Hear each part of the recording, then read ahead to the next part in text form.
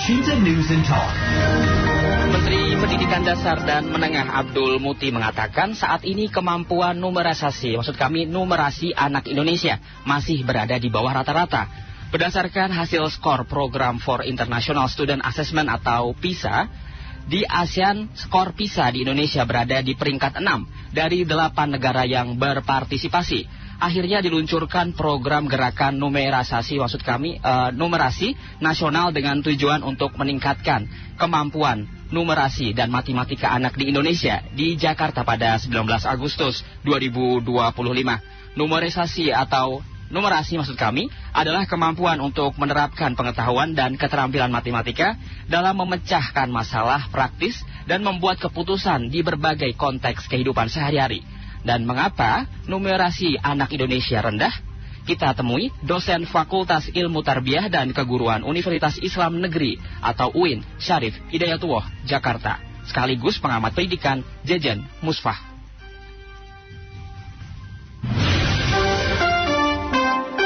Shinta News and Talk. Pak Jejen, ini kan ada statement ya dari Menteri Pendidikan Dasar dan Menengah Abdul Muti yang mengungkapkan hasil skor PISA terbaru ini menunjukkan kemampuan numerasi siswa ini kan masih berada di bawah rata-rata. Dan apa kalau Pak Jejen ini mencermati seperti apa ini Pak? Baik, Bang Akbar. Itu cerminan. Bang Akbar, suara saya kok feedback ya? Halo Pak? Suara saya feedback ya? Sebentar, ini mungkin kita putus dulu ya Pak, nanti kita sambungkan kembali. Ya. Kita akan mencoba untuk menghubungi ya Pak Jejen Musfah untuk berbincang mengenai Menteri Pendidikan Dasar dan Menengah atau Abdul Muti mengatakan saat ini kemampuan numerasi anak Indonesia masih berada di bawah rata-rata berdasarkan hasil skor Program for International Student Assessment atau PISA. Di ASEAN sendiri, skor PISA Indonesia ini berada di peringkat 6 dari 8 negara yang berpartisipasi. Dan akhirnya akibat dari rata-rata numerasi di Indonesia masih di bawah standar, akhirnya pemerintah meluncurkan ya gerakan numerasi nasional dengan tujuan untuk meningkatkan kemampuan numerasi dan matematika anak di Indonesia di Jakarta pada 19 Agustus kemarin. Kita masih tetap menghubungi Pak Jejen ya untuk berbincang bersama kami mengenai masalah numerasi yang masih di bawah standar ini. Pendengar El Sinta juga tentunya dapat berbagi informasi kepada kami atau bisa mengomentari ya mengenai topik yang kita bahas kali ini di telepon di 021 586 900, WA SMS di 081 180 6543 atau melalui Twitter kami di @radio-elsinta. Pak Jejen. Halo Pak Jejen Musfah. Iya, halo Bang Akbar. Iya. Mungkin bisa dilanjutkan Pak Jejen mengenai menyoroti ya numerasi anak Indonesia ini masih di bawah standar gitu berdasarkan hasil dari PISA. Baik Bang Akbar, jadi memang PISA kita meningkat kalau dilihat dari internal ya. Jadi Indonesia mengalami kenaikan, tetapi jika diperbandingkan dengan negara lain maka tetap kita tertinggal karena kita maju selangkah, negara lain maju 3-4 langkah. Ini mencerminkan bahwa pertama kualitas guru kita secara umum masih rendah dibandingkan dengan guru-guru di negara lain. Terutama sekali tentu saja adalah guru matematik ya, dan guru-guru lain yang sesungguhnya matematik tidak selalu identik dengan numerasi, tidak selalu identik dengan matematik begitu. Nah, oleh karena itu menurut saya untuk mengatasi problem pertama ini tidak cukup dengan program yang diluncurkan kementerian saat ini, tetapi bagaimana memastikan bahwa rekrutmen guru-guru Indonesia itu adalah sesuai bidang dan memang guru-guru terbaik yang sarjana-sarjana terbaik di bidangnya ya. Misalnya mereka sarjana terbaik di dalam bidang matematik begitu.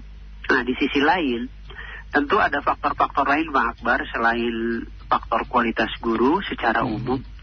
Ada faktor-faktor lain adalah faktor daya dukung di keluarga ya.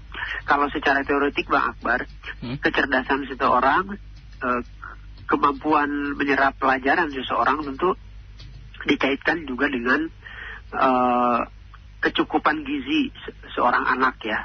Kecukupan gizi seorang anak, apakah mereka misalnya sebelum belajar itu sudah sarapan atau tidak? Kalaupun sarapan, apakah sarapannya itu sarapan yang sehat gitu?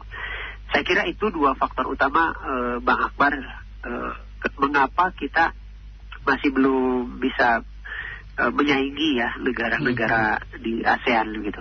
Demikian Bang Akbar. Baik Pak Jejan Muswah.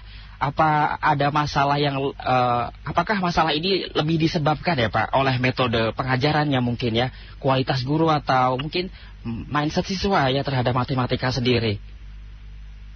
Baik Bang Akbar, jadi pengalaman menunjukkan bahwa kalau kita bicara kompetensi siswa di dalam mata pelajaran tertentu atau aspek tertentu, literasi numerasi, itu sebenarnya juga cermin dari guru kita gitu. Nah, selain dari cermin guru, cermin daya dukung dari keluarga si anak, itu juga ada faktor dari fasilitas belajar di sekolah Bang Akbar.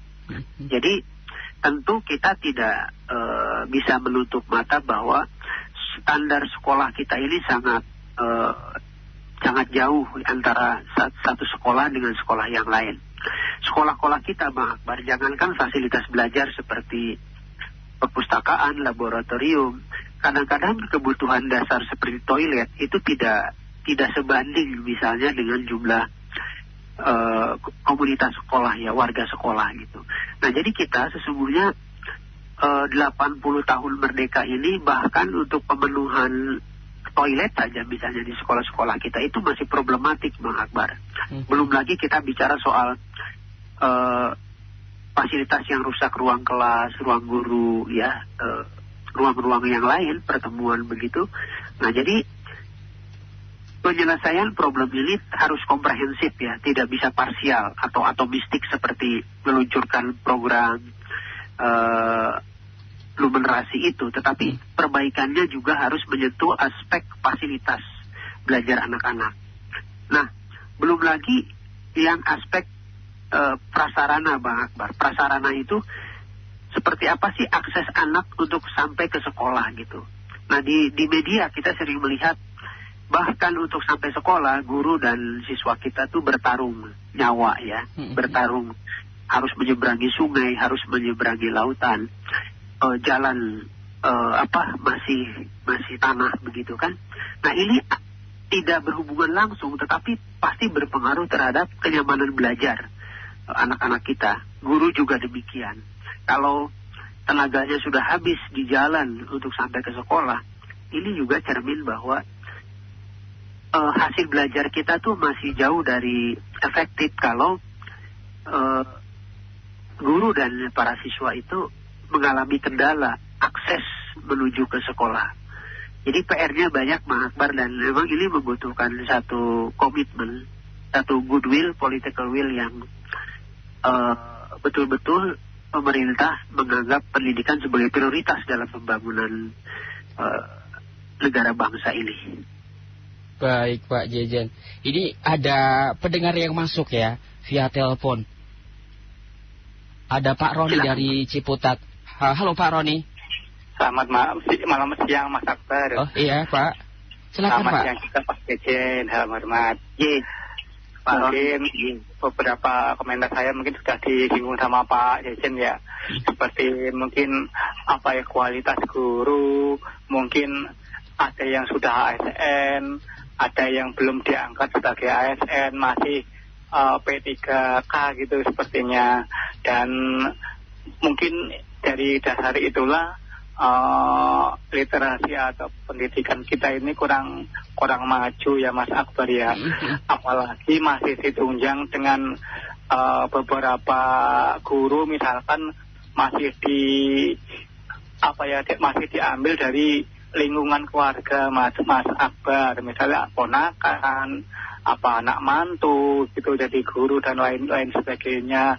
Itu yang menyebabkan pendidikan kita ini lambat gitu loh Mas. Apalagi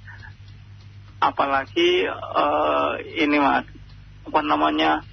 mungkin dari tadi yang disinggung sama Pak Jejen, perjalanan anak tersebut, misalkan semakin sekolah itu semakin ke atas, maka dari rumah itu semakin jauh Mas. Misalnya kayak kalau SD mungkin di lingkungan RW mungkin ada, tapi kalau SMP, SMA itu harus ke kota besar, ada ke SMP kan mungkin kecamatan, kalau SMA, SMK biasanya kecamatan ada, kalau di daerah pinggiran misalkan daerah terluar itu harus ke kota besar, itu kan jauh sekali.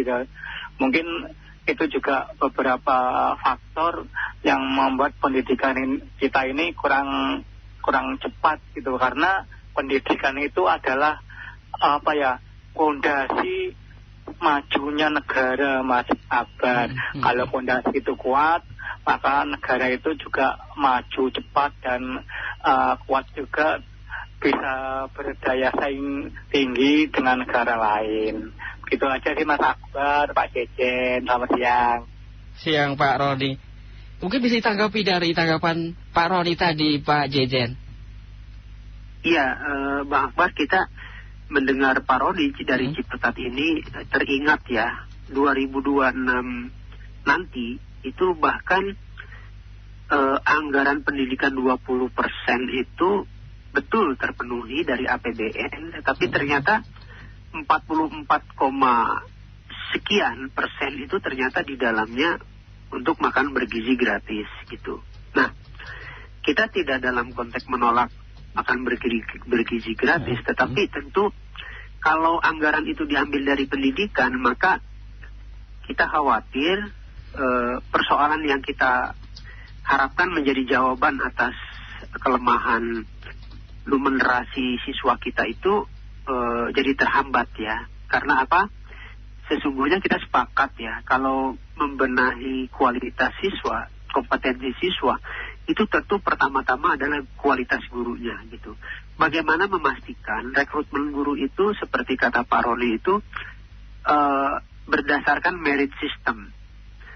Guru yang diangkat itu betul-betul berbasis pada kompetensi, pada kinerja, pada kualitas, bukan pada kedekatan calon guru dengan kepala sekolah atau dengan pemerintah, dinas pendidikan tertentu, kantor wilayah tertentu begitu. Nah, sepanjang rekrutmen guru itu tidak by merit system berdasarkan kapasitas tadi, maka sesungguhnya kita tidak akan bisa menjawab persoalan pendidikan termasuk rendahnya literasi numerasi ini. Jadi saya sepakat sama Pak Roni, memang pembenahannya harus dimulai dari rekrutmen guru. Kenapa terjadi patron system bukan merit system? Karena memang guru kita itu Bang Akbar itu adalah pegawai daerah, jadi otonom. Jadi guru itu bukan pegawai pusat. Nah, karena itu kebijakannya sangat tergantung kepada bupati, wali kota, gubernur, termasuk di dalamnya adalah kepala sekolahnya. Jadi guru-guru honorer itu Bang Akbar, sesungguhnya saya bisa pastikan guru-guru honorer yang kita miliki saat ini itu rekrutmennya itu tidak punya standar. Mungkin karena kenal, karena dekat dengan kepala sekolah atau dinas pendidikan begitu. Bukan berdasarkan memang seseorang itu punya minat, punya bakat atau kompeten di dalam mata pelajaran tertentu. Kenapa demikian? Karena memang seharusnya guru itu adalah ASN ya, PNS atau P3K. Kalau honorer, akibatnya kita bisa merekrut siapa saja yang ada di sekitar kita, bukan kita betul-betul menyaring,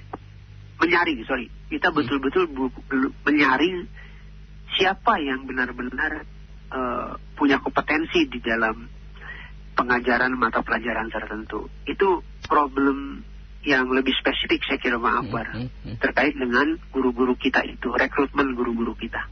Baik Pak Jejen, selain perbaikan rekrutmen ini kan yang menjadi sorotan juga apa ya? Menurut saya itu metodenya mungkin ya, karena setiap tahun itu setiap ganti menteri pasti akan berganti kurikulum seperti itu, setiap presiden baru akan ganti kurikulum seperti itu. Mungkin ini menjadi salah satu apa ya, faktor gitu gak Pak, dari rendahnya ya numerasi gitu, numerasi maksud kami. Jadi betul Bang Akbar, jadi seperti jadi budaya ya, kita tuh mungkin salah satunya karena tidak ada jalan pendidikan. Setiap ganti menteri, ganti kebijakan, kemudian lahirlah pelatihan demi pelatihan dari tingkat nasional sampai ke daerah. Jadi guru disibukkan dengan adaptasi terhadap kebijakan baru, katakanlah sekarang deep learning ya, pembelajaran mendalam begitu.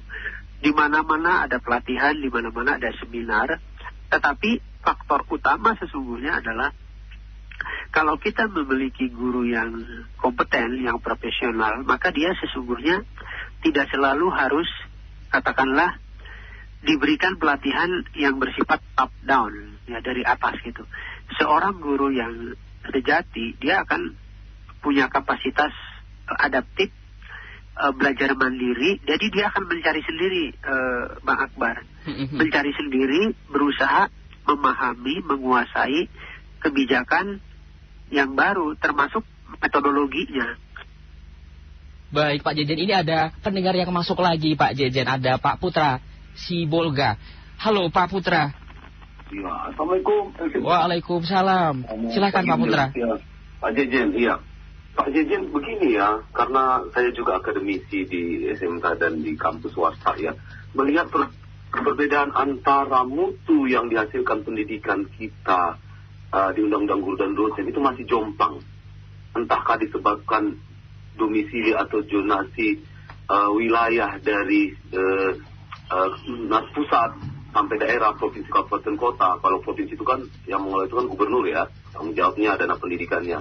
Kalau Pemda tingkat 2 itu SMP dan SD. Apakah memang betul-betul memang murni 20% itu masing-masing dianggarkan? Karena di zaman Pak Prabowo ini baru kita tahu Menteri Pendidikan itu dipecah jadi 3. Ada Menteri Kebudayaan terkhusus, ada Menteri Dasar dan Menengah, sama Riset Dikti. Jadi kalau ini ada dipencah, bagaimana kita bisa yakin dana itu memang betul pure murni ya, untuk mengupgrade gurunya, fasilitasnya, dan sebagainya. Ya, belum lagi masih terjadi nanti beasiswa atau subsidi pendidikan yang tidak tepat sasaran, mau di 3T, terpencil, terluas, atau di kota-kota besar.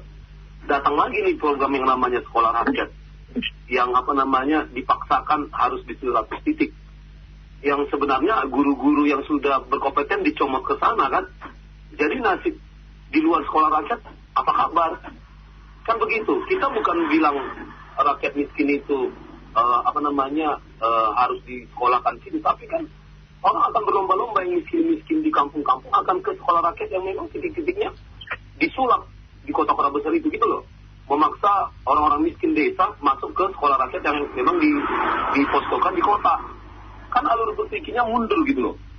Belum lagi dari dana MBG diambil dari pendidikan. Belum lagi sekolah kedinasan di semua kementerian. Ya, sekolah kedinasan perhubungan, statistik, semua dicomot dari situ.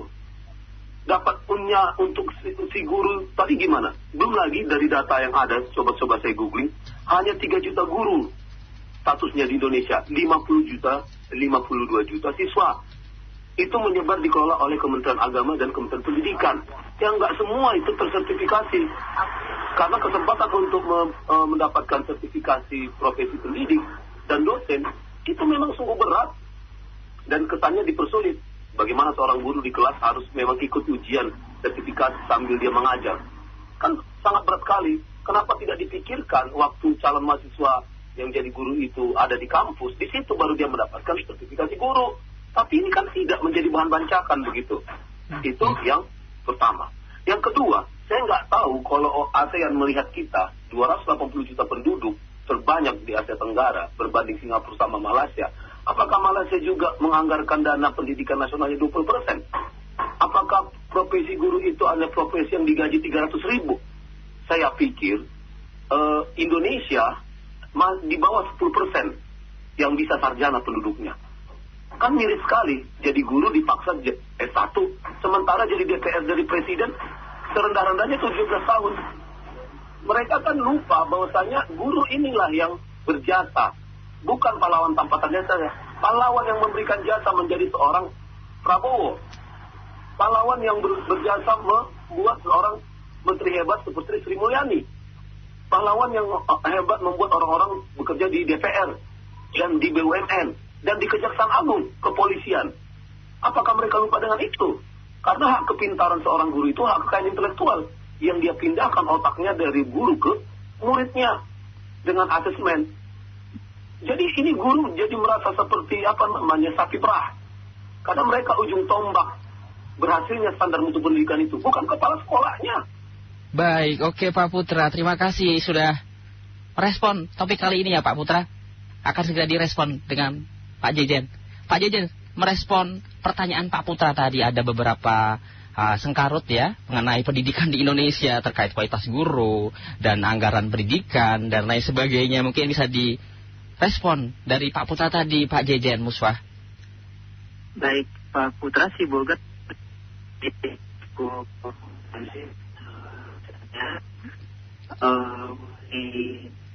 Jadi Pak Putra dan Bang Akbar, amanah undang-undang untuk 20% dana pendidikan dari APBD dan APBD itu sesungguhnya sudah terpenuhi. Tetapi dalam hal itu apakah betul-betul digunakan murni untuk pengembangan pendidikan kita? Nah itu problemnya Bang Akbar, Bang Putra. Bang Putra sudah menjelaskan bahwa ternyata 20% itu di dalamnya ada pendidikan kedinasan. Paling tidak minimal 20 kementerian dan lembaga yang punya sekolah dan kampus kedinasan. Diambil dari situ Bang, berarti 20%. Nah, baru kemarin ya Ibu Menteri Sri Mulyani itu mengatakan bahwa mulai 2026 pendidikan kedinasan tidak diambil dari 20% dana pendidikan. Saya kira ini sudah tepat. Kemudian di 2025 ini ada sekolah rakyat ya di satu sisi, dan di sisi lain ada juga sekolah Garuda. Nah itu ambil dari sana. Nah terkait dengan sertifikasi guru yang lamban sehingga masih separuh guru kita tuh Bang Akbar belum tersertifikasi. Padahal sertifikasi itu penerimaan tunjangan profesi guru sebanyak 1 kali gaji pokok. Jadi cukup signifikan Bang Akbar perbedaan antara guru yang punya sertifikat dengan yang tidak. Permasalahannya guru-guru yang sudah mengabdi 5 tahun, 10 tahun, 15 tahun, 20 tahun itu ketika tidak mendapatkan sertifikasi, kehilangan kesempatan memperoleh 1 kali gaji pokok. Ini menurut saya ketidakadilan finansial, di mana seorang guru mengajar di sekolah yang sama, beban tugas dan kerjanya sama, tetapi yang satu mendapatkan tunjangan 1 kali gaji pokok, yang satu tidak. Nah ini saya kira juga yang menurut saya berpengaruh terhadap numerasi kita ya. Numerasi kita. Kenapa demikian? Karena kesejahteraan guru itu berkorelasi positif dengan kinerja. Jadi tidak bisa disalahkan gurunya 100%, tetapi memang kalau ingin guru-guru kita itu fokus, konsisten, komitmen, maka terutama dan pertama-tama pemerintah harus memberikan hak yang seharusnya dimiliki guru sesuai undang-undang guru dan dosen. Kalau tidak, maka ketidakadilan finansial, problem rekrutmen guru itu tidak akan menjawab ketertinggalan bisa kita, baik numerasi maupun literasi membaca begitu. Jadi bukan sekedar program program apa ya istilahnya, program jangka pendek yang dikeluarkan, tapi harus mampu menjawab persoalan sertifikasi dan rekrutmen guru. Termasuk di dalamnya Bang Akbar, bagaimana mereformasi fakultas pencetak calon gurunya, fakultas keguruannya itu harus dibenahi. Karena ada 400-an fakultas yang hampir separuhnya itu bodong, dalam pengertian tidak berkualitas, ya, di ruko-ruko, kemudian kuliahnya Sabtu Minggu, tidak memenuhi standar gitu. Baik, Pak Jejen. Ini ada komentar yang masuk. Saya bacakan, nanti bisa ditanggapi ya Pak Jejen. Ini dari, banyak banget nih yang masuk ya. Saya bacakan dulu nih. Ini dari, sebentar ya Pak. Ini saya bacakan dulu dari Pak Mustika Kolbi dari Bekasi. Saya kurang setuju dengan pendapat Pak Jejen ya. Karena kualitas pendidikan bukan karena soal fasilitas dan keadaan, tapi sistem pendidikan kita yang penuh nuansa bisnis. Contohnya ini ada buku berganti-ganti, anak malah stres, dan banyak anak SMP saja tidak hafal perkalian. Dari Pak Mustika Kolbi dari Bekasi, mungkin bisa ditanggapi Pak Jejen. Iya, sistem itu kan artinya sebuah struktur, ya. Saya kira saya sepakat sama Ibu bahwa itu salah satunya, kalau ganti kebijakan, ganti kurikulum, maka bukunya memang harus ganti, kan? Harus ganti buku gitu. Nah, jadi salah satu, kalau faktor fasilitas tidak dianggap sebagai faktor dominan, maka kurang tepat juga, karena bahkan buku itu sebagai salah satu fasilitas belajar. Berbeda kalau kita belajar punya bukunya dengan yang tidak punya buku. Berbeda kita belajar kalau ada perpustakaan dengan tidak ada perpustakaan. Demikian juga berbeda kita belajar, siswa belajar, guru belajar kalau tidak ada laboratorium.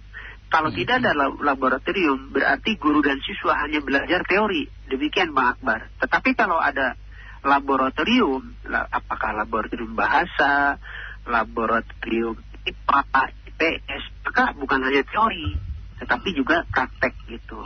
Berarti harus berkesinambungan seperti itu ya Pak Jejen? Betul, kalau yang Ibu singgung soal buku, pergantian buku adalah bagian dari fasilitas belajar gitu. Jadi seperti itu penjelasannya. Baik Pak Jejen, ini kan setelah ada dari data PISA tadi ya, Menteri Abdul Muti kan meluncurkan gerakan numerasi nasional. Nah, kalau Pak Jejen nih memandang gerakan ini sebagai gerakan yang menjawab tantangan numerasi yang masih di bawah rata-rata di Indonesia nggak sih Pak Jejen? Tidak sepenuhnya akan menjawab 100%, mungkin menjawab belum berapa persen. Tetapi persoalan mendasar kita adalah persoalan apakah guru-guru kita itu orang yang tepat, ya, man behind the gun, ya, man on the right place gitu. Jadi ini menyinggung juga Bang Akbar soal guru-guru kita tuh banyak yang tidak sesuai Bang Akbar, tidak linier. Jadi misalnya sarjananya pendidikan bahasa Inggris, tapi ngajarnya matematik. Atau sebaliknya, sarjana matematik ngajarnya, masih banyak yang begitu Bang Akbar. Salah satu jawaban kenapa sertifikasi itu tidak terhambat, salah satunya karena gitu. Guru-guru kita tuh fakta di lapangannya, ijazahnya apa, ngajarnya apa. Sehingga harus ada sebagian guru kita Bang Akbar itu mengambil S1 kedua istilahnya. Mereka kuliah lagi.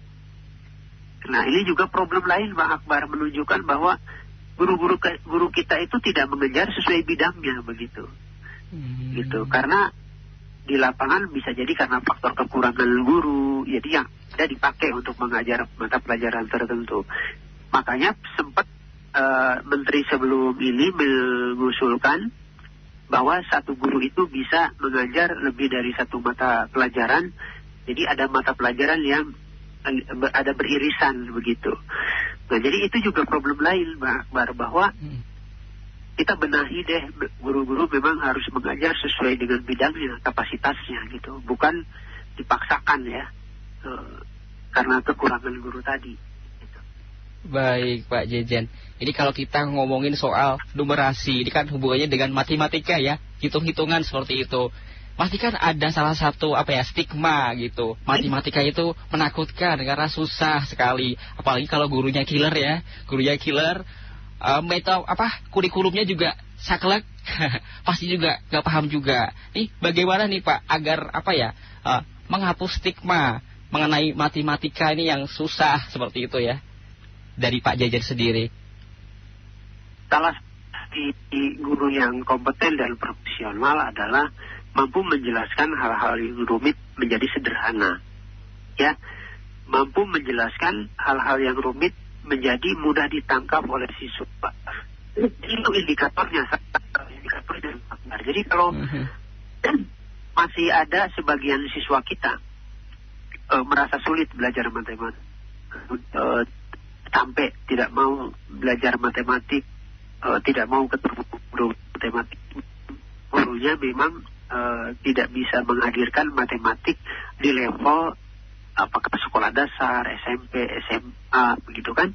Nah, jadi sebenarnya stigma itu juga muncul bukan karena matematikanya yang secara substansi memang sulit, tapi juga menunjukkan bahwa guru-guru matematik belum bisa menyajikan materi-materi matematik dengan cara-cara yang tadi ya Bang Akbar bilang metode ya, metode yang menyenangkan, metode yang menghadirkan suatu materi yang rumit menjadi mudah dipahami gitu.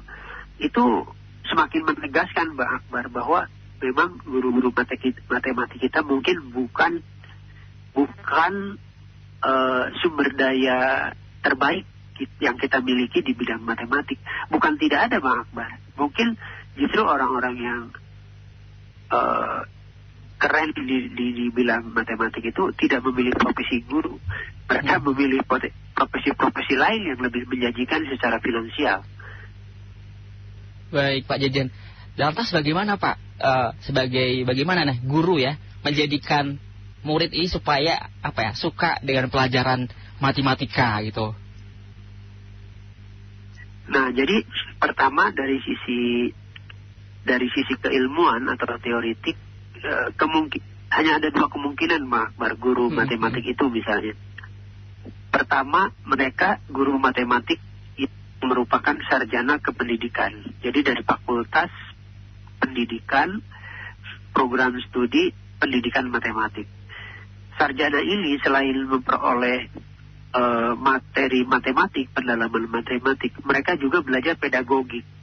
Pedagogik itu artinya mereka belajar how to transfer knowledge ya, information. Bagaimana menyampaikan materi matematik secara menyenangkan. Yang kedua, ada guru-guru matematik yang murni, bukan dari fakultas keguruan, tapi dari fakultas murni matematik atau program studi matematik murni. Jadi mereka hanya memperoleh materi matematik, tidak belajar pedagogik. Tetapi memang kita tidak bisa mengeneralisir apakah sarjana matematik pendidikan matematik lebih bisa menyampaikan matematik menyenangkan dan dibanding sarjana matematik murni. Kita tidak bisa mengeneralisir ini. Tapi itu hanya membuktikan satu hal, bahwa mengajar matematik tidak cukup penguasaan materi matematik, tetapi harus menguasai pedagogiknya. Bagaimana menyampaikan materi secara menyenangkan sesuai dengan tingkat pemahaman dan karakteristik siswa kita. Gitu. Jadi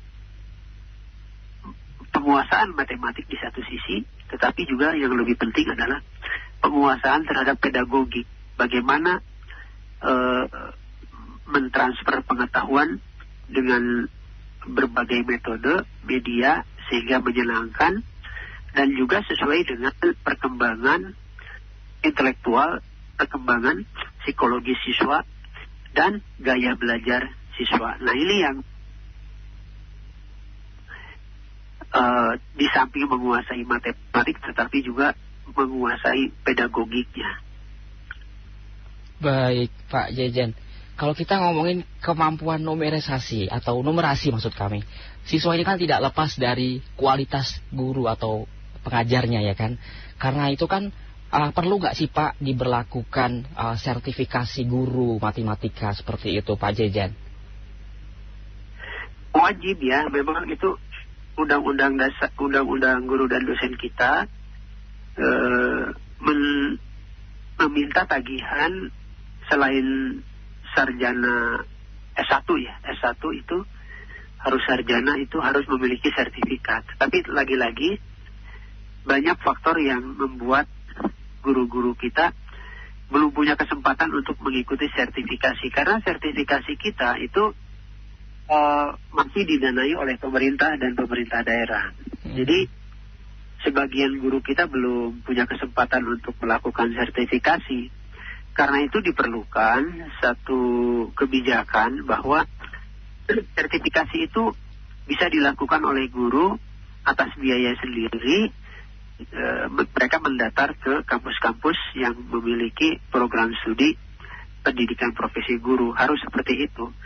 Tapi masalahnya Bang Akbar, semakin banyak guru yang bersertifikat, itu berdampak pada alokasi anggaran yang harus disediakan oleh pemerintah. Jadi ini ada aspek politik anggarannya Bang Akbar. Sepertinya memang quote and quote disengaja diperlambat ini sertifikasi supaya, karena memang itu akan berdampak pada beban anggaran APBN kita. Baik, ini soal ngomongin guru ya Pak, guru matematika.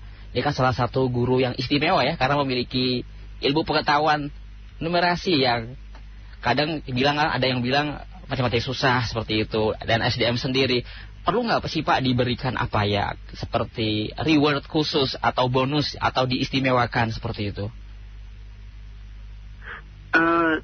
Sependek pengetahuan saya, tidak ada tunjangan khusus bagi mata pelajaran tertentu ya, guru mata pelajaran tertentu. Yang ada di dalam undang-undang guru dan dosen kita, tunjangan itu kalau si guru mengajar di daerah tertinggal, Bang Akbar, 3T ya. Jadi mengajar di pulau tertentu, yang jauh dari kota, jauh sekali, itu ada tunjangan. Termasuk tadi tunjangan profesi gitu. Saya kira yang paling tepat yang dimaksud Bang Akbar itu ya itu tadi, tunjangan profesi guru. Jadi harus dipastikan bahwa semua guru termasuk guru matematik itu seharusnya punya sertifikat, sehingga kalau dia punya sertifikat kan tadi mendapatkan tunjangan profesi guru sebesar 1 kali gaji pokok. Itu sekitar 3 sampai 4 juta Bang Akbar, kan lumayan tuh. Masalahnya tadi kata Bang Akbar, guru matematik tidak bersertifikat, apalagi honorer, digaji misalnya di bawah 1 juta, di bawah UMR.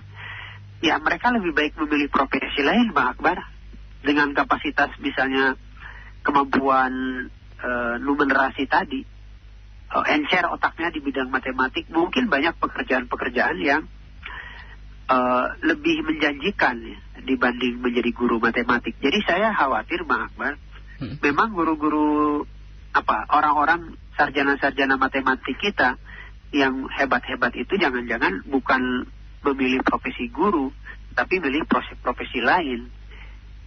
Karena gaji guru ya tadi di bawah UMR, bahkan ada yang di bawah 1 juta dalam 1 bulan. Baik Pak Jejan, ini kembali lagi ke sertifikasi guru tadi yang Pak Jejan jelasin ya, diperlambat karena mungkin anggarannya mungkin. Apakah harus ada biaya sertifikasi gratis mungkin Pak untuk pelajaran matematika seperti itu? Memang selama ini sertifikasi itu dibiayai sepenuhnya oleh pemerintah dan pemerintah daerah, gitu. Cuma di beberapa tahun belakang ini Bang Akbar itu tidak tatap muka, jadi program sertifikasinya itu secara daring, jadi lebih efisien dari aspek biayanya ya, karena itu aspek biaya lagi. Padahal kalau dari mengukur efektivitasnya tentu ini jauh tidak efektif kalau daring, lebih efektif tuh tatap muka gitu. Nah ini juga problem. hanya karena dulu aplikasinya tuh COVID, Bang Akbar. COVID maka online. Nah ini sekarang sudah nggak COVID, ternyata tetap online. Karena kalau sekarang alasannya dana. Dana tatap muka dengan daring sangat jauh, Bang Akbar. Jadi katakanlah dia bisa hemat 70-80%, Bang Akbar, antara tatap muka, sertifikasi tatap muka dengan online. Ya lagi-lagi yang sesungguhnya menjadi korban adalah guru ya.